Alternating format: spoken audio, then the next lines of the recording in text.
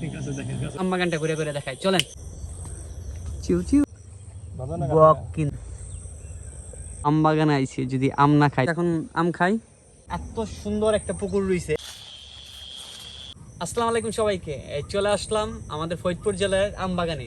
আর পাশেই এত সুন্দর মানে পুকুর, জায়গা বসলেই মন জোড়াই দিতেছে।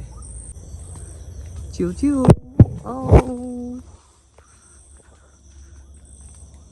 অনেক সুন্দর পরিবেশ, অনেক।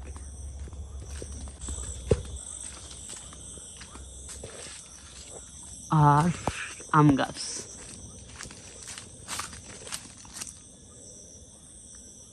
রাজশাহী যাইতে হবে না, আমাদের ফরিদপুর জেলায় পাওয়া যাচ্ছে এরকম আম বাগান। ঠিক আছে দেখেন গাছের দিয়ে কিচ্ছু না।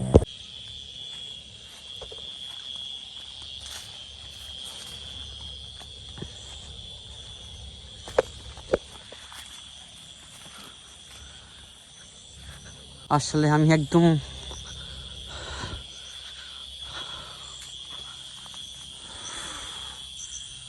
একদম নিচ থেকে জাস্ট এক হাত উঁচু।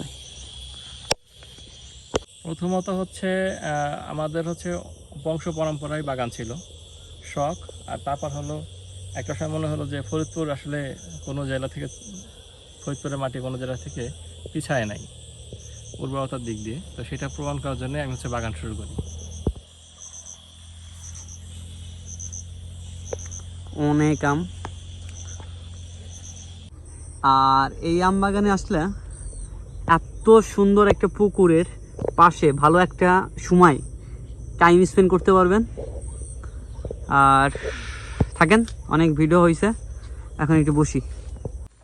আর এখানকার আমগুলো সাইজও ভালো, সব কিছুই ভালো। আম বাগানে আইছি, যদি আম না খাই তাহলে কি হয়?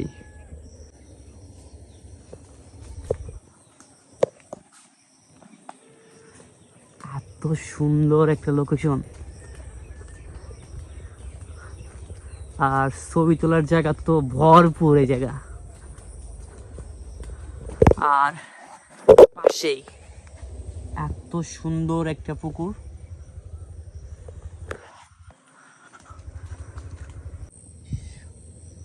সরকারি জিনিস ভালো না। বক কিন্তু এটা দেখছেন, এই পুকুর পরে আসলে বকও দেখতে পারবেন। সুন্দর না?